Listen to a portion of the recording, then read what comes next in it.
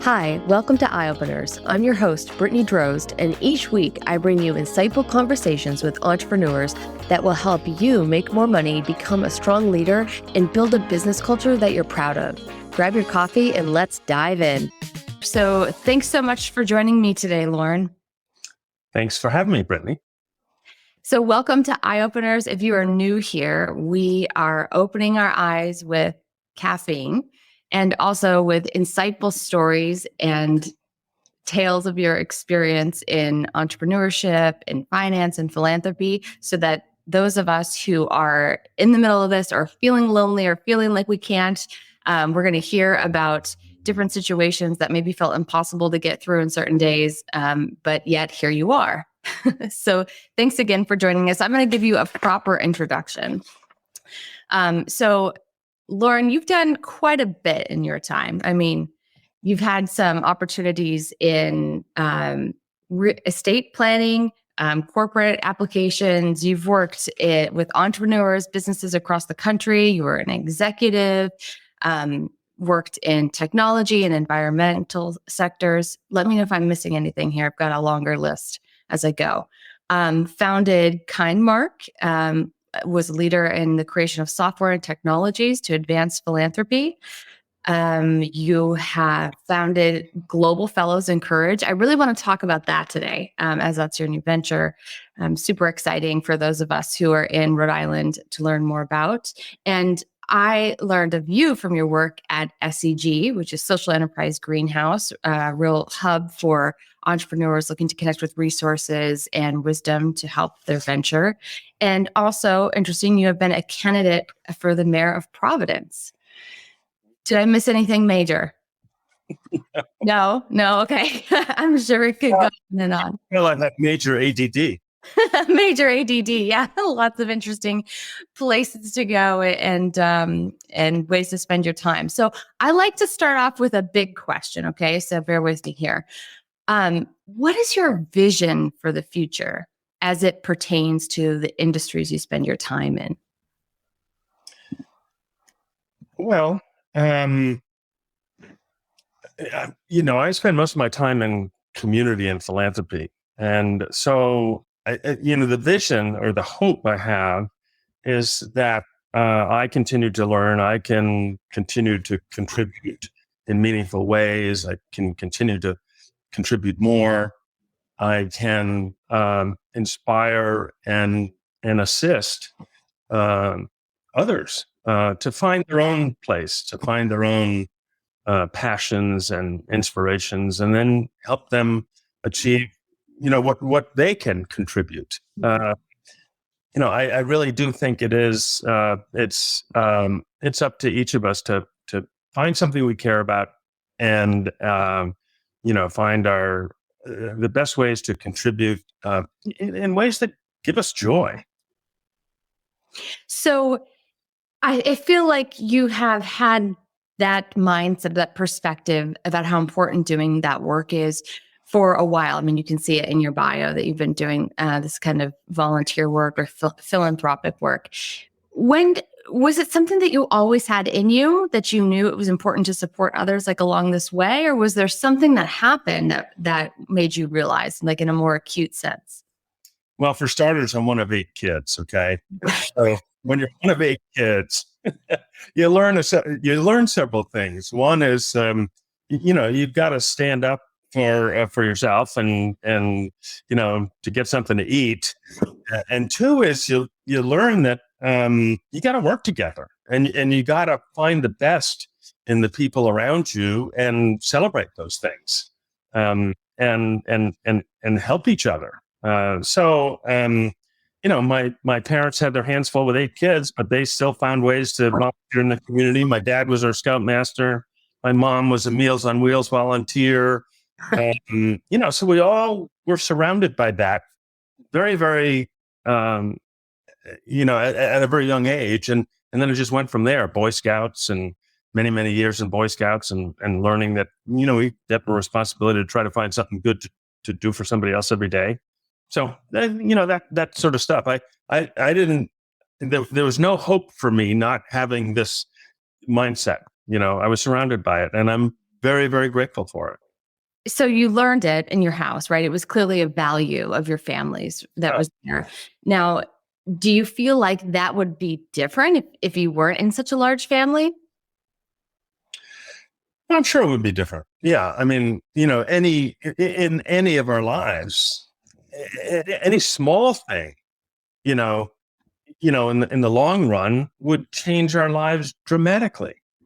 Certainly growing up in a different family and a different experience, but you put all these things together, your family, your friends, what you're surrounded by, what you gaze upon. As in one of my books, handwritten thoughts from leaders around the world, George Harrison of the Beatles wrote, man becomes that which he gazes upon, which he took from ancient Eastern thought.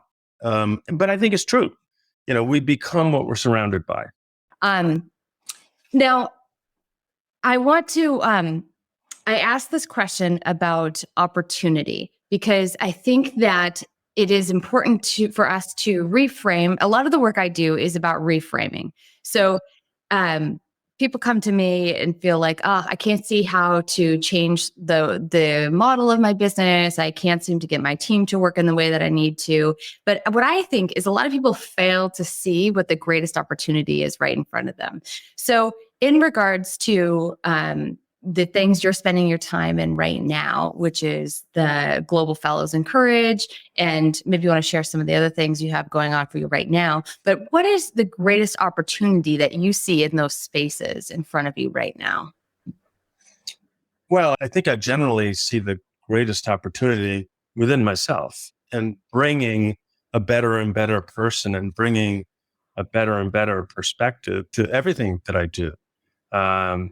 Continuing to keep my attitude in check, continuing to think about how I can be better, be a better person. Because, we all fail.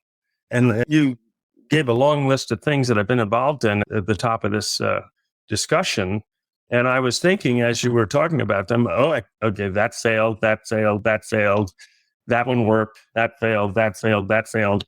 And so what that suggests is that, there's real value, adventure, and excitement in being open to just trying things and realizing that they may fail, but you learn something and you get better the next time. Right. It's such an important point. I had a guest on the other day who he said, Keno Mollings, maybe you know him. He spoke that it was his third go at entrepreneurship, and he's praying that third time's a charm. But there's not a lot of places where we can talk about the failings that have happened in order to get to where we are today. And I want this conversation to really be part of that. So I'm so glad that you brought that up. Is there a specific one that you could maybe elaborate on a little bit that, I really thought this was like an ace in the hole, and then as we worked on it, it just clearly wasn't? Well, I'll give it two. And they're both in the technology space. In 1999, I had this idea of 1985, when I got out of Harvard Business School, I had this idea of building an online platform for buying and selling stuff. But it was 1985. Yeah. People couldn't spell online, never mind what to do. When I put my ads up, go online and look for something to buy, put up something to sell, people are like, what are you talking about? And so it was eBay. It was too early. You were ahead of your time. 3 or 4 years early, but I learned a lot, and, spent time and money and learned about financing. I brought friends into this thing. They invested in me, invested in the idea. And I think one of the reasons I worked so hard at trying to make it go and trying to get the market to catch up with this online thing in 1985 was that I didn't want to fail my friends. I didn't want to fail the people who believed in me. The second one was in 1999. I started this software company, Kindmark, and it was based on the idea that giving programs, that is like the United Way programs around the country and around the world, could be done much more efficiently because United Ways at the time were charging, 15, 18% on the dollar to collect a dollar and give it away. We built a platform. I built a team in India and in San Francisco, and we built a platform that could do that job for 3%. And we had all these major companies, Dell and General Motors and Schwab and EDS and all these companies as clients. We got up and running, and boom, the dot-com bubble burst. We went from having a ridiculously high valuation to being worth zero. And, I learned a lot from that too. And so the company itself failed. But what I hang on to is the fact that the platform we developed, the whole world ended up using, and doing philanthropy much more efficiently, getting more and more resources to the needs in all of our communities. So, I hang on to what are the good things that happen? What are the things that I learned from the failure? Right, right. And making impact along the way, if you have companies like that on board, I'm certain that you guys were doing great work. And so tell us where that brings you today with Global Fellows Encourage and how you're bringing what you've learned into that. Yeah. So the idea in Global Fellows Encourage was, I founded the Social Enterprise Greenhouse 20 years ago. And that is a stone soup story. That stone soup story where, so many people come to the center of the town and they throw something in the big pot, and before you know it, you have really, really good soup. Mm-hmm. That's the Social Enterprise Greenhouse story, where many, many really generous people have come along and helped each other and thrown something good into the mix, and now we have this extraordinary organization that is, coaching and providing technical support and so on to hundreds of entrepreneurs that, based here in Rhode Island and creating jobs in Rhode Island, but are serving the world, which is really pretty cool. Yeah. And so I wanted to take that to the next level and think about, and so Global Fellows Encourage is an idea that essentially is taking people all over the world who are extraordinarily courageous in pursuing the advancement of human rights. It might be in human trafficking. It might be in journalism. It might be in, promoting democracy. It might be any number of things. But so the idea is identifying those people, identifying what they need in terms of resources and in terms of skills to accelerate their mission and their work. Bring them here and give them that, and build a network of alumni from this program, build more and more connectedness and social capital that helps all of these people sort of change the trajectory of their effectiveness and their contribution to their community and to the world at large. Awesome. Ben asked a question there. I don't know if you can see it, but how did you learn to hang on to the right things when you failed? Right. So, you shared with us your nuggets of wisdom that came from that. But, how do you learn to hang on to, I guess what he's saying is what worked or the failings? I think it's a process we have to have a personal process of reflection. Right. So, and that's a deliberate thing. We have to pause in everything we do, in a relationship with one of our children, in a relationship with a friend, and a relationship with a spouse, in the work we do in the community, in everything in our lives. We have to take time to reflect on, what worked, what didn't work, and why. And what did I learn from the success? What did I learn from the failure? How might I remind myself of those things in the next go around? I mean, I'm the parent of 4 kids, and I got to tell you, it's the most challenging job I've ever done. And every day I feel insecure, and I feel that I'm not as good as I need to be or as I could be as a parent, right? And I often feel the same way in my relationships with friends and the community. I've failed many times, and I failed, not only in businesses, but failed, people in my life. And none of us like to do that, but we all do it. So then the point is, okay, what do we do with that? Take the time to reflect on that. We take the time to understand better, understand ourselves better, and try to understand, why am I triggered by this, and this, and why do I have these reactions? And getting better at those things and understanding ourselves better is an opportunity that lasts a lifetime. You never get perfect. There's no such thing as that. It's always, 9 steps forward, 8 steps back. But the good news is we net 1, and if you keep adding that net 1, every day, before you know it, you're pretty darn good. Yeah. I love that. You're pretty darn good. This is really resonating with people. And so Rich asks, how did you build the resilience in behaviors or habits to try again? So it's basically what you're just talking about a bit here.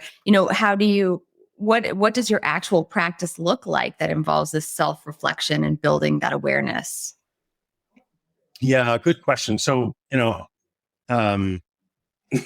every year I do my New Year's resolutions and my New Year's goals and They show up on my iPhone, on my calendar every Monday morning as the first thing on Monday morning. And as in your mind, body, spirit, all of the things that I want to work on, and the important relationships in my life.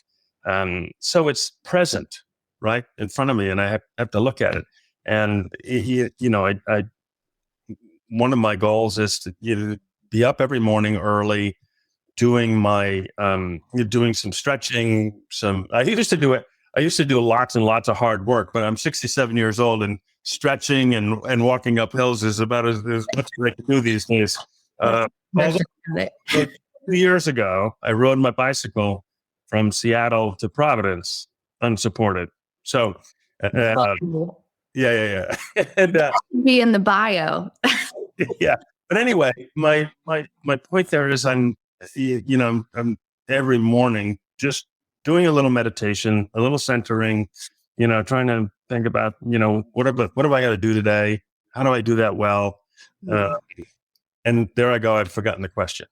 No, it's good. But he's asking, how do you build that resilience in those behaviors and habits that allow you to keep trying again? So it is that kind of process. It's that kind of, once again, it's this reflection and it's some meditation. It's some thinking about, what happened yesterday and what am I going to try to do today? And let's be honest. I mean, we all fail even at that, I didn't do my stretching and I didn't do my meditation today because I got up early to work on this little bench I'm making for my grandson, and I have to have it finished today. Yeah. So I think you bring up a really great point, because we're constantly buying books and looking for articles or whatever can provide an answer that's going to allow us to show up 100%. Oh, Rich uses the 5-minute journal. So do I. I absolutely love that thing. Have you seen this, Lauren, the 5-minute journal? Oh, geez. It's like it makes it easier to sit down and have a reflection process every day. But I see this all the time, where if people aren't able to nail it 100%, they feel like it's a failure. Where I try to get people to adopt Pareto's principle or 80-20 rule, where if you set the intention and you're able to find yourself sitting down and doing that 80% of the time, I mean, that's growth. That's serious growth. Like you said, the net 1 is what we're looking for here. Progress over perfection. And so there's a mindset shift that needs to happen around just being in pursuit of progress, making the space for it to fail or to push yourself outside of your comfort zones, kind of watch what happens. I mean, one thing we each can do is pretend we're 11 months old. Okay. And we're trying to learn how to walk. We have this vision of, hey, I want to do what mom and dad are doing. Look at them on 2 feet. Okay. How many times does that darn kid get up and fall on his face? And he keeps getting up and trying. Before you know it, he ends up walking. We all end up walking, right? Right. It's such a good point. I mean, I have little kids at home, so I love this example. It's so true. And I think about how much praise I give my kids for Yeah. things that might seem ordinary. But when do we lose that? Like we lose that somewhere where we stop feeling proud of ourselves for those accomplishments. Like my 5-year-old runs home and she's like, "Did you know I am so fast and I'm so good at this and I'm so good at this?" And I'm like, "Good, that's awesome. Why am I not walking around doing that?"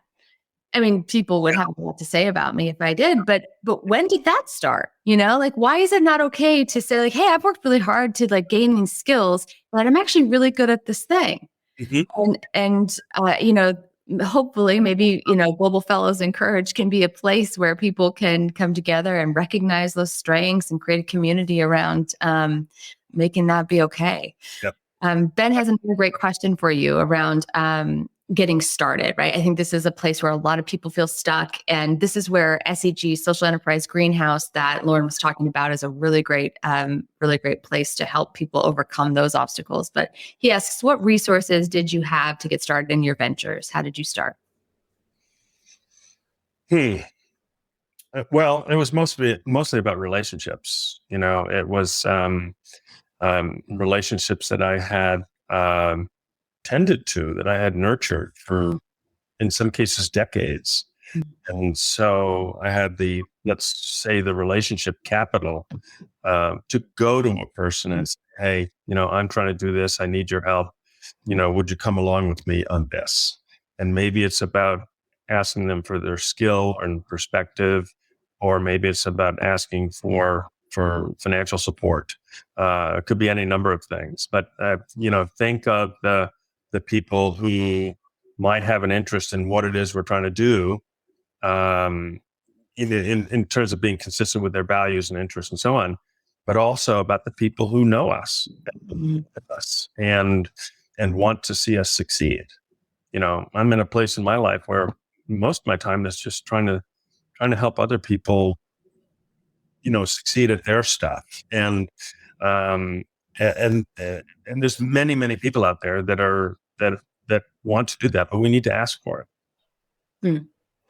Yeah, I think there's a way of asking for it though that I don't know how much time you spend on LinkedIn, but I could go on at any minute and my inbox is going to be full of these kind of sideways requests where I think people are asking for something before they give to that relationship. Yeah. So, even especially with these changes that COVID has brought upon us, I don't know what your COVID experience has been like, but everybody has a COVID story.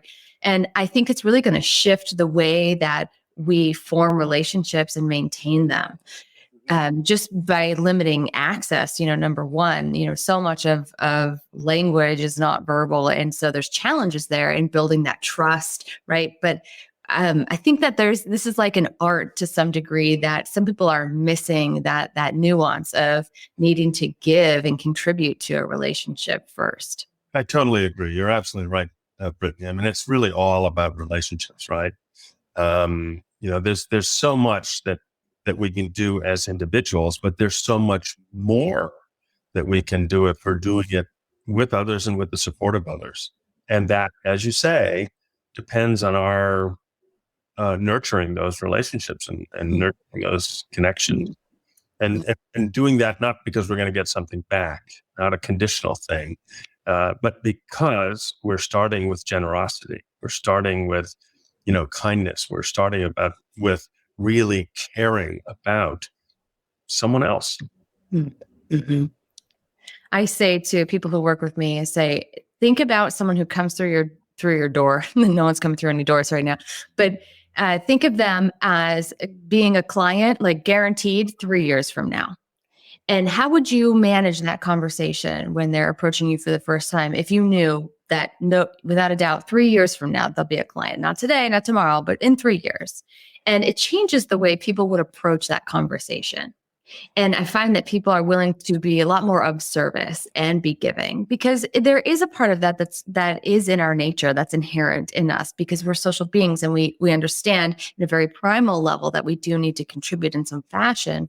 But we want that security first. And so I frame this question for people like, how would you approach someone upon a first interaction if you had that guaranteed, but it would be several years down the road. And I find that people do become more generous in nature when they have that. Yeah, I think that's a helpful perspective. I think it's also helpful. Yeah, my mom and dad always said, if you can't say something nice, don't say something at all. I mean, the fundamental principle there is seeing something good in everybody. We may disagree with someone, we may vehemently disagree, or not even share values with someone, but that doesn't mean we can't look for, find, and appreciate something good. Good point.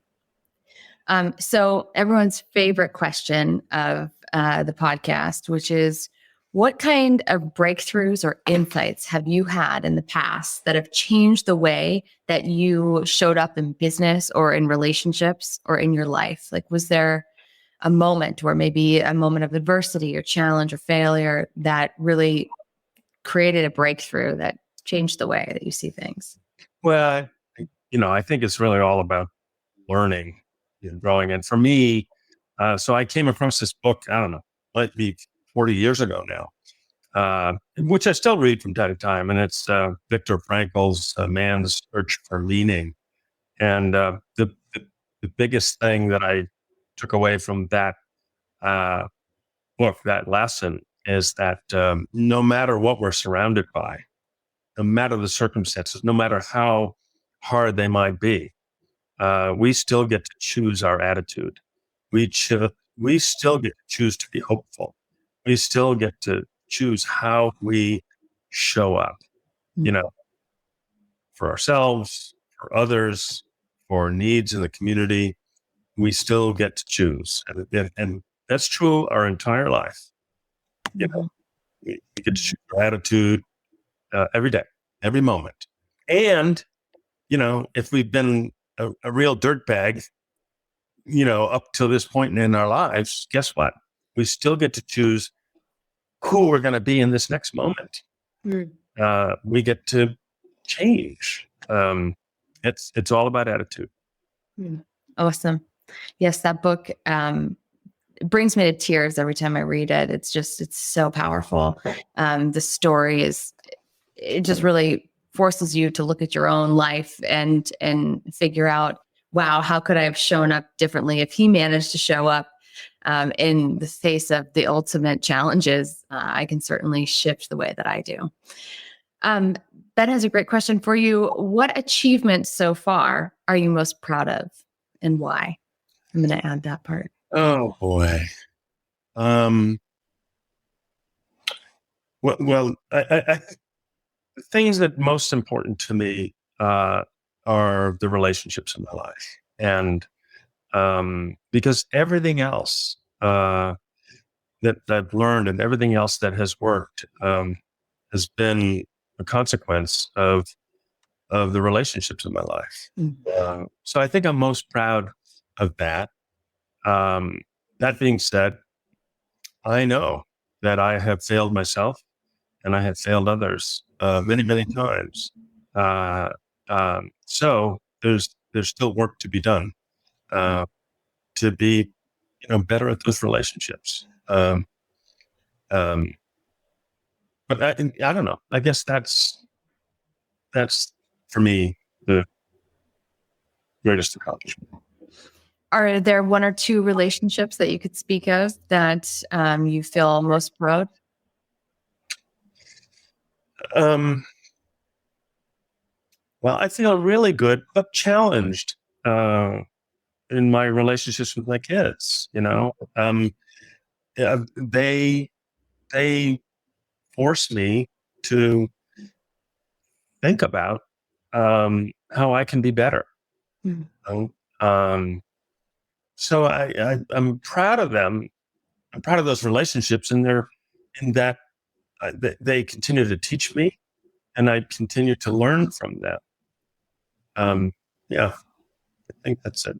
That's beautiful. Thank you. I mean, what What a great way to highlight really what is truly most important in our lives, the family, whether it's blood or chosen family, and investing in those relationships and really how powerful it is. I mean, I'm sure you're familiar with the Harvard Men's study, that longitudinal study, right? And that those who had the strongest relationships had the highest reported levels of happiness, quality of life, and ultimately years in their life. And so that really tells us something. One of the things that I share with my kids is that I think it's important to be surrounded by a lot of support in your life. If you build a table, with 16 legs and you break a leg, so what? You're still going to be standing.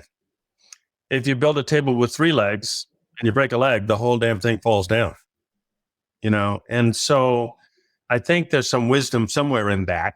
Pay attention to, building legs in our lives in lots of different ways that will keep our spirit and our faith and our hope and our attitude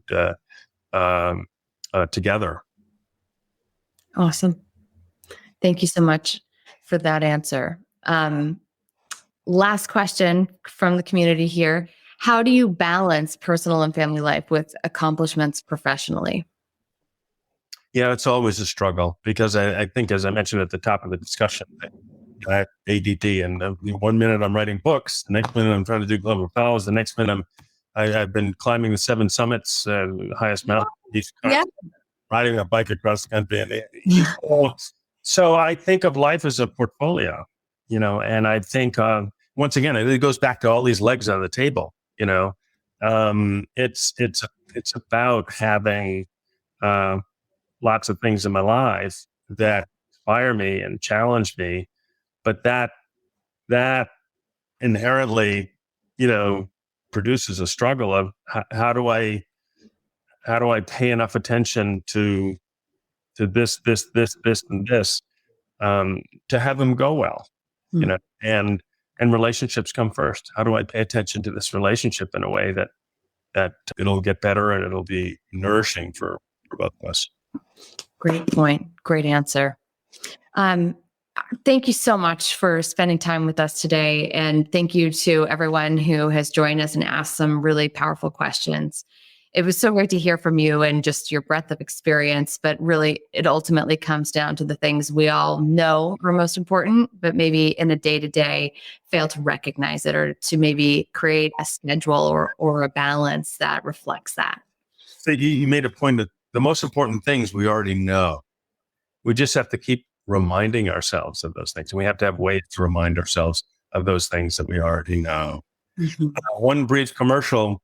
Tomorrow night, Global Fellows in Courage has its first event. It's a discussion about personal courage with Brad Raffensperger, the Secretary of State of Georgia, David Cicilline, our Congressman, and Nellie Gorbea. I think it's going to be live streamed on Facebook. And anyway, join us. If you get me the link, I will post it on this thread so that everybody who joined us today and was invited to this event can also see that and hear more from you, because that sounds like a really powerful conversation. I wish I could see everybody, but thank you very, very much for allowing me to be with you today. Thanks for joining us this week on Eye Openers. Make sure to visit BrittanyDrose.com/podcast for this week's show notes. And if you found value in today's episode, I would so appreciate you giving us a rating on Apple Podcasts or share it with a friend. Also, don't forget to subscribe on Apple Podcasts, Spotify, Stitcher, or wherever you get your podcasts. This all helps to support the show.